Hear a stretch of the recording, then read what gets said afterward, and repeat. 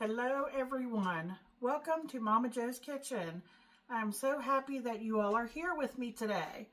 You know, Easter is just around the corner, so I was thinking about some different things that you all might like to see.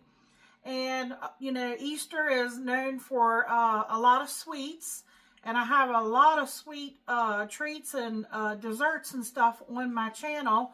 I have a playlist that's created, and you can go there and check it out. And what we're working with today kind of reminds me of one of the desserts on there that you all might be interested in, and it is a lemon lime meringue cookies. I'm actually going to be making them today also because I want to take some, you know, over to my friend's house.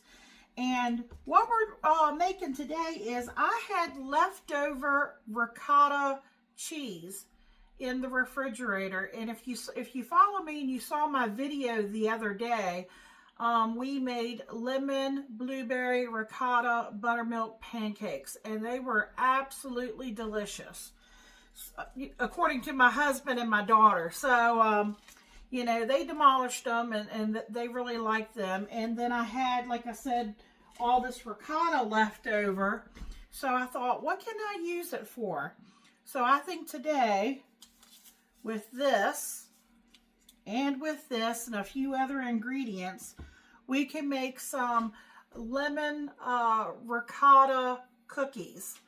And then for on the top, just for a simple decoration. Now, you don't have to put anything on them if you don't want to, but if you want to make them a little more festive, you can always do like an icing glaze, or you could do a thicker frosting. I was at our local Weiss Market earlier today, and I saw this Betty Crocker rainbow chip frosting, and I thought, well, that'll save me a huge step, because you know, cookies are easy to make, and then I'm just going to decorate it with a little bit of this icing on the top. Now, if you like a really strong lemon flavor, you could go with 2 packs, but I'm only going to use 1 package today. And we're going to get started here. I have my oven preheated to 350 degrees. It's already ready. And back there, I have 2 baking sheets that's been lined with parchment paper. And another thing is, you know, if you notice, I'm not wearing the microphone that I got. I was real excited the other day because I got a really good deal on a wireless microphone. But, you know, some people say there's a lot of like reverberating, you know, there's a lot of noise. It picks everything up. I even, instead of clipping it on me, I clipped it way back there, and it was loud, but it was very noisy. So we're back to the drawing board. So I'm going to just video without it. So I hope you all can hear me okay. If you can't, please turn the volume up on your TV. That's the only other thing I know that you can do. Okay, so let's get started on these cookies. In this bowl here, I have 2 cups of all-purpose flour. So we're going to add some other dry ingredients to this. Here I have 1/2 teaspoon. And this is baking soda.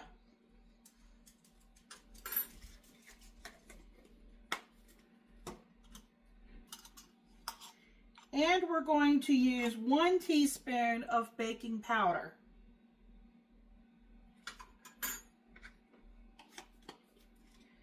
Now, I am using salted butter in this recipe, so you could omit the salt, but I like to err to make sure I have enough salt.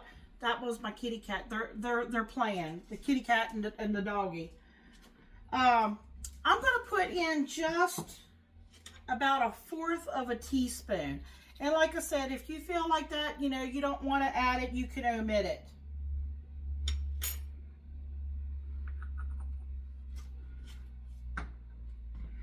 Okay, so let's just stir that up here. Now, this can go in the dry or it can go in with our wet ingredients, which I think that's what I'll do. Is I'm going to put this in with my wet ingredients. I'm just going to set this off to the side. Okay, I have another container here, bowl. And I took that stick of butter, and you don't want it melted, but because I took it directly out of the refrigerator, and my house is kind of on the cool side, so I just stuck mine in the microwave for like 15 seconds. And, you know, that just makes it, you know, soft enough to work.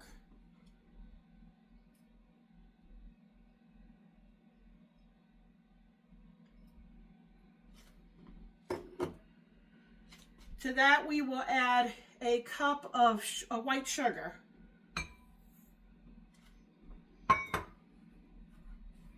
Now, you could do this in a mixer if you wanted to cream the sugar and the butter together. A lot of times, I've always, you know, tried to mix everything, you know, with my hands, you know, my arms. But if that would make it a little easier for you, you could use a mixer.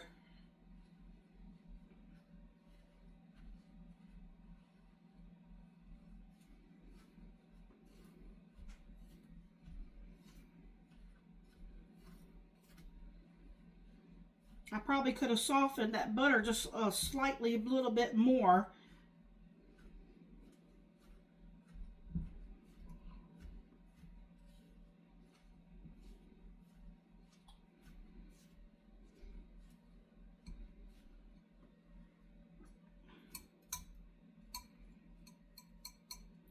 Okay, there's only a few ingredients that we need for this.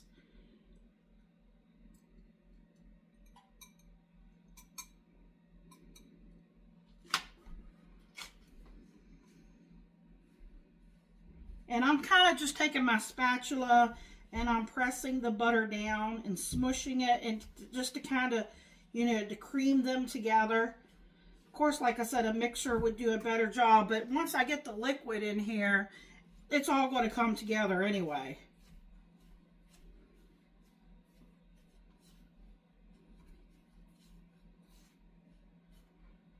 Okay, I have one egg that has been slightly beaten ahead of time.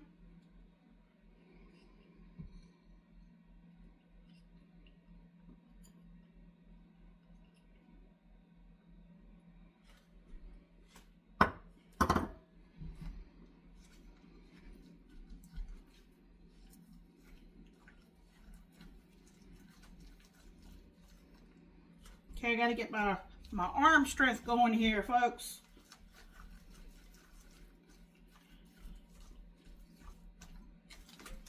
Okay, I'm going to put that Kool-Aid pack in here.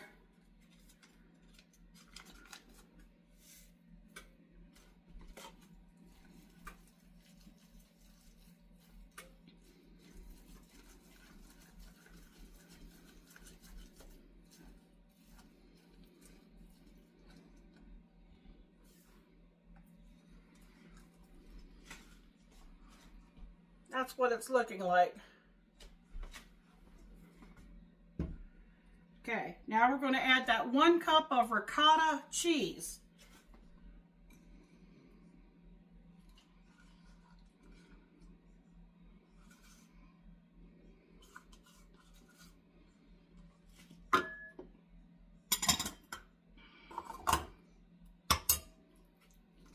I might switch over to my whisk here. I don't know, let me see.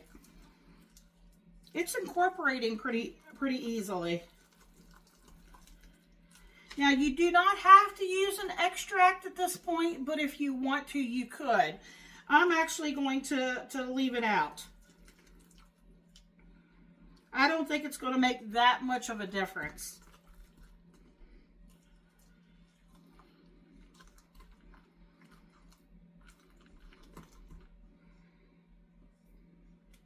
Okay, I'm bringing the flour back over here. And now we're going to incorporate our wet ingredients into our flour, dry ingredients.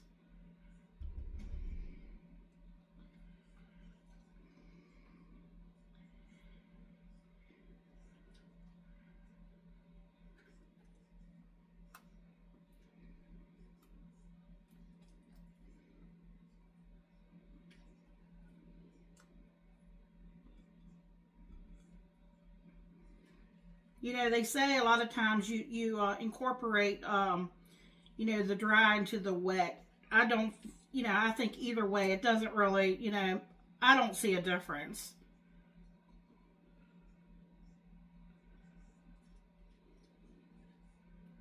It's all going to get mixed together. I was trying to clean it out here really well. Okay. Let's get that flour mixed in.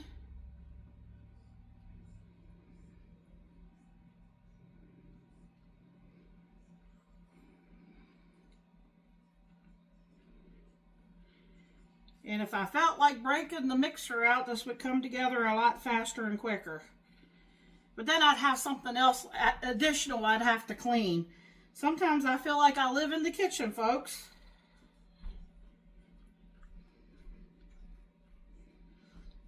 It is a thicker batter. Let me get something a little bit stronger for stirring.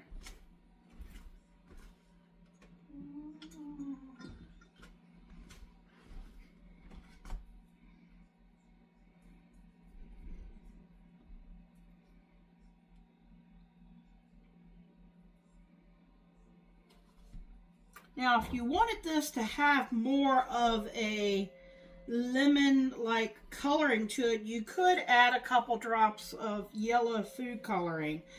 But I would prefer to not use it if I don't have to.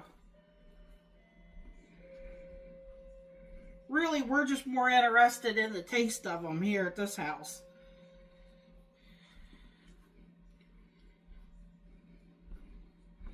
Okay, I still got a little bit of dry ingredients in the bottom there, folks. So,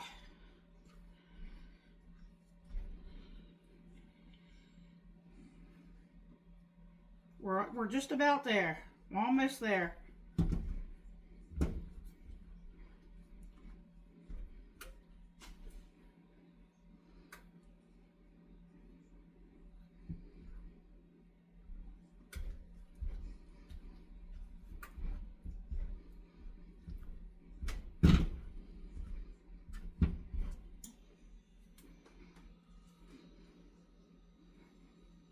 Okay, we have cookie dough.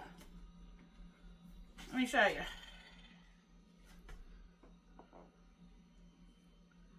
There's our cookie dough. See? That's where you want cookie dough to be. Alright, let me get my rag here because I got my hands a little dirty here. Okay.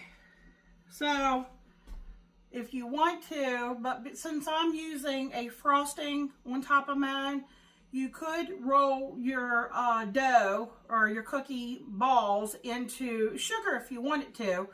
And then you could take something like a glass and press them down slightly. You don't need to press them down. You know, you might want to do that if you're not going to do the frosting. Since I have frosting, I'm not going to roll mine, you know, in sugar, but I do have a little bit of flour here just to keep the bottom of my glass from sticking. So I'm going to bring over a cookie sheet.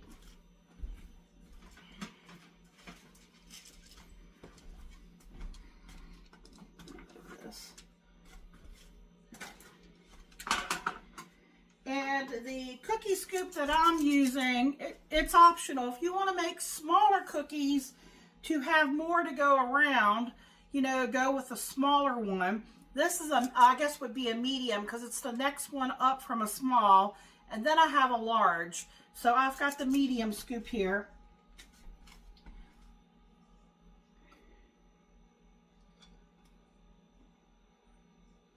So I'm just going to scoop it out like this.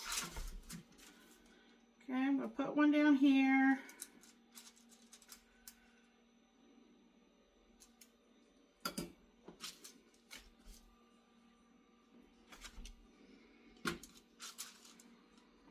And I'm just going to take my glass and just press down on it slightly.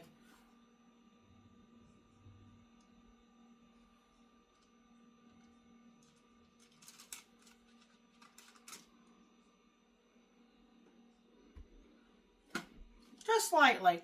And I might not even need to. So, you know, that's just to ensure, you know, I want them to, you know, spread out there. I'm going to get these on. I'm going to put them in my 350 degree oven, and I'm going to check them at 8 minutes. Now, I'm a type of person that likes my cookies more on the soft side. They look like they might not be quite done, but if you take them out like around the 8 minute mark, if they sit on the tray for a minute or two, they continue to bake. And the bottoms of them should be just lightly golden brown.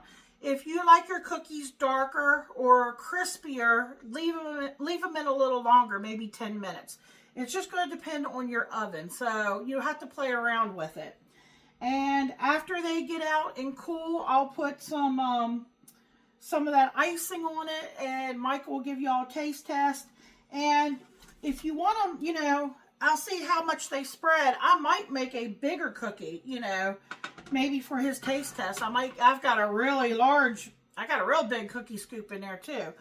But I'm probably going to make them this size. That way I have enough to, you know, to distribute and give out. Okay, well, that's it. That's how easy it is. So hold on and be looking for, you know, pictures and looking for the taste test. Michael will give you a taste test on these cookies. Everybody have a wonderful day.